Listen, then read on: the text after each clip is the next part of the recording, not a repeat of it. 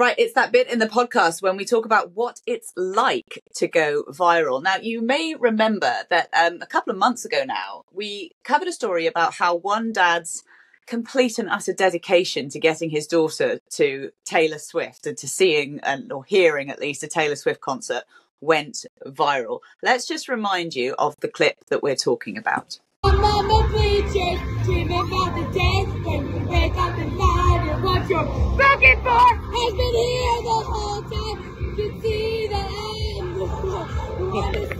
end. So that clip, that gorgeous, gorgeous clip, was shot by Dan, who has a TikTok account called K&R's Dad. And unbelievably, that video has been seen more than 26 million times, which is quite sort of like mind-blowing in and of itself. You can also see, if you're watching on the video feed at the moment, we are so pleased to be joined by Dan, Super Dad. So welcome to you. Thank you so much for joining us on the podcast.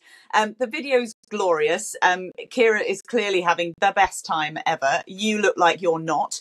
Talk us through, first of all, how you found yourself in a car park outside a Taylor Swift concert in the pouring rain. Sure. So that was back in May. There was a concert at Gillette Stadium in Foxborough, Mass. And, she, just like everywhere else, she has a series of multiple days of concert. It was Friday, Saturday, Sunday night.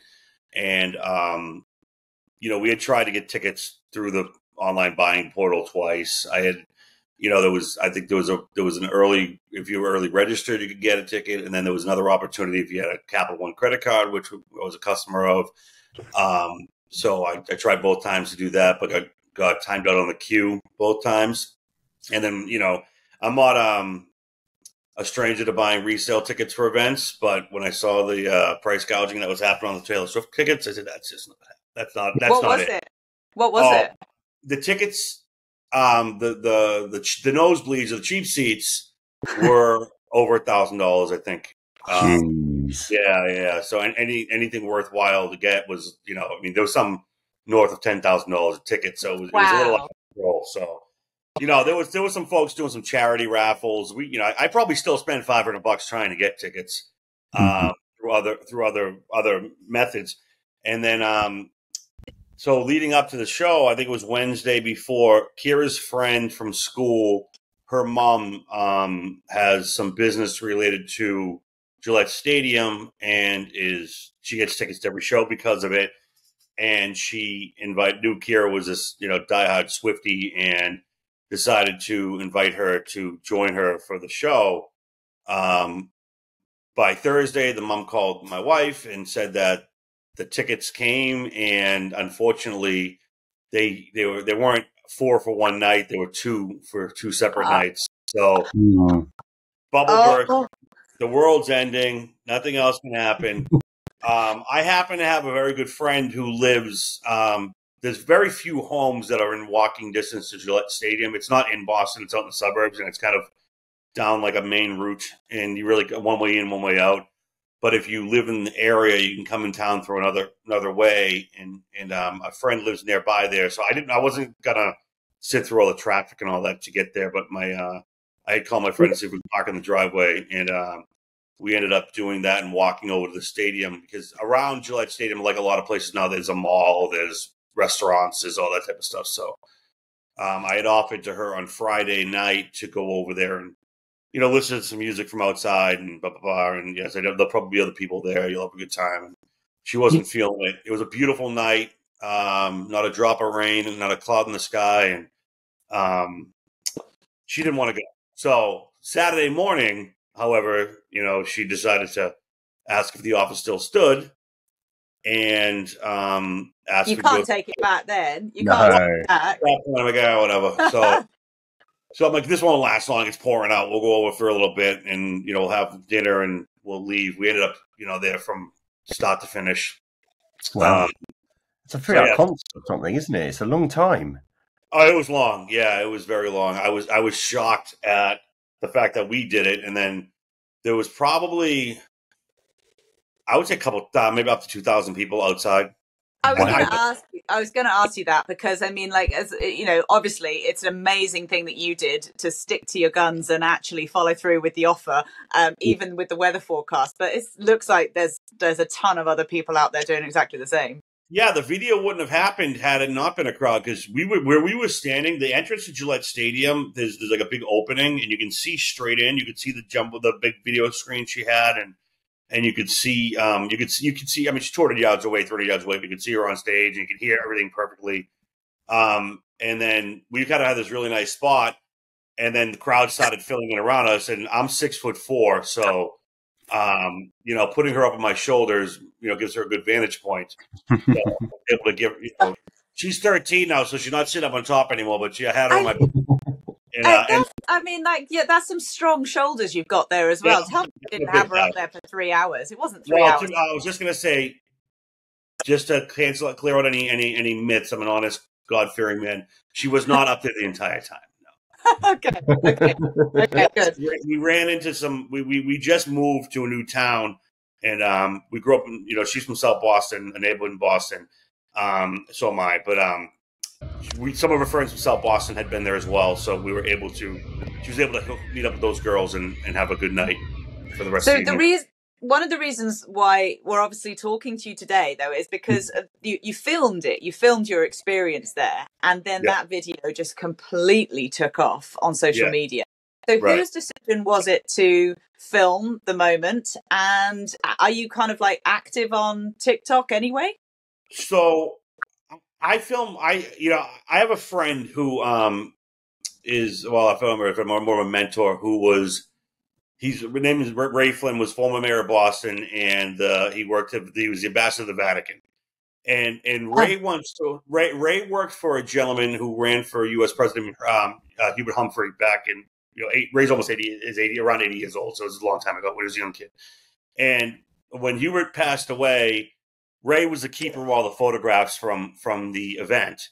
And Hubert's wife, Mr. Humphrey's wife, called Ray and asked for photographs from the campaign. And Ray realized at that point that he didn't have a single photo or video of him with Hubert Humphrey. And so he gave me the advice once: always take the picture, always take the video. You'll regret it if you don't. Yeah.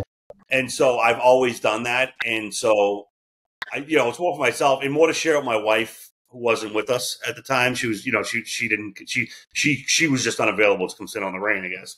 But I have a habit of doing that, of just always recording and always videoing, and having these cool experiences to remember ourselves. And then, so that's kind of how it happened. And it was more like, just because I had mentioned to Tim when we talked earlier that there was another video that was way more emotional and probably would have 100 million views if I put it up. But it's her like reacting to Taylor coming out stage, and she's a 13-year-old middle school girl, and she's like, I don't want that online. So okay. So not that we sat down and picked which one we're gonna put up. I just thought it was a fun video, and I've been on TikTok, but I think I posted one video before that. Not really. I'm not a content creator, and we put that up, and then it just took off. It was like 1.5 million views before the end of the day, the next day, and then it just spiraled from there. And then tell us what happened afterwards, because I mean, obviously you'd heard at least Taylor Swift, so your daughter is thrilled about that. Then suddenly the story's going viral, and then what happened? It's pretty interesting. I'm a protective dad, and I got nervous about the exposure piece of it, and the comments start and everything else. And 99.9% are super nice comments that I'm still awaiting my award that everyone said I should have Father of the Year. No one's dropped it off. But, the year's not over yet, so there's that. And there was some insulting stuff in there, and it was more about me than her, which is great. I don't care. I worked in public life for about a decade and been called all kinds of names, so it doesn't bother me. But I didn't want her to expose that, so I'm like chasing down comments and deleting stuff and doing all this stuff. Kind of got a little intense on it for it only lasted like a day or two. But that, so and all these great comments from people. I'm getting phone calls from folks I guess it was on Inside Edition and another Good Morning America, and then a woman kept sending me clips from the news in Spain. So Wow. it kind of took off that way. So the TikTok side of it, and kind of that was all taking off, and I'm like, all right, well, part of me's like, all right, what do I do with this, and like, can I monetize this, and like, kind of think of that way as well. I'm sure everybody does when this happens to them. They think it's like winning the lottery. It's really not, but it's so the concert was on Saturday. Video went viral on Sunday. On Wednesday or Thursday, I got an email from SeatGeek.com who asked if we wanted to go to the show down in New Jersey on Saturday night. And I'm like, sure. Brilliant. Yeah, it was cool. And I'm like, well, and so I'm going to need, transportation and a hotel and da-da-da. I'm like, oh, yeah, we'll take care of all of that. So I'm like, that's pretty cool. Yeah. So it was, so we ended up getting, that they send me everything digitally, but then they sent overnighted Kira this box. We did another video of her opening the box, and it coming and all that.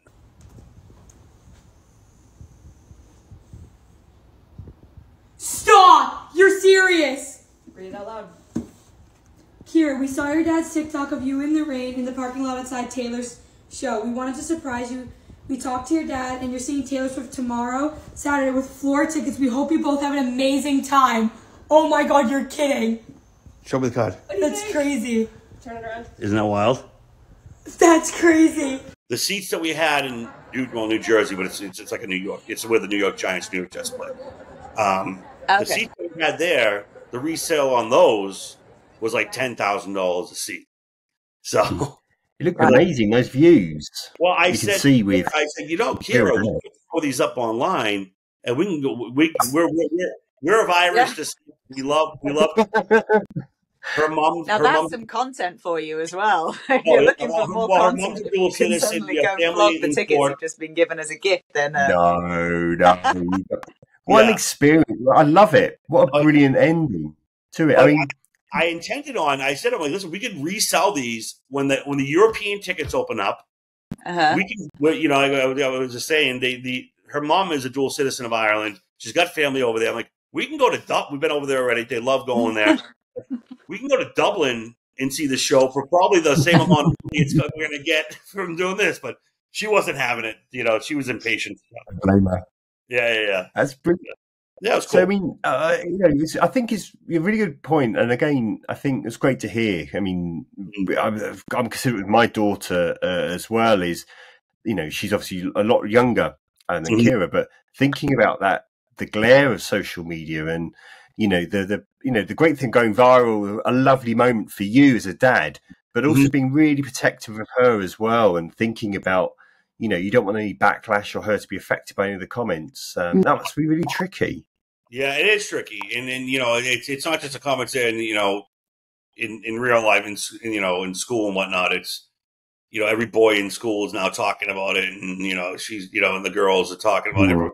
And they're, nobody's, she's not really getting a hard time about it. I'd asked her, like, are you getting bullied about this at all? And she said, no, but just, this is the kind of the way, oh, I saw your video, the kind of snarkiness middle school kids can do, was kind of as aggressive as it got. But it was, it's like anything else. It's a fine balance between, what your opportunities and goals are and who needs to be protected from any harm from it. Yeah. I think it's lovely. I mean, my 4-year-old, she's got into Taylor Swift already. She loves singing "Shake It Off" and so does Sonny. So does my 3-year-old. Yeah, I just got him. I mean, I got him into it. Let's face it. It wasn't like he just selected it from the list. But yeah, I mean, she's just got this amazing appeal across all generations and all ages. The music is just too good. You can't stop bopping to it. Yeah, we maybe have to do the same thing going to the car park in London to hear one of the concerts as well. But I love the story, Dan. I love just your protective nature of your daughter, but also doing so much to help her as well. And also going viral as well. But thanks so much for joining us today. Happy to do it. Thanks for reaching out. Thanks so much, Dan. And don't worry, that Herogram Dad Award is on its way to you at some point. Don't worry. Well, I guess things are coming overseas via boat still, so.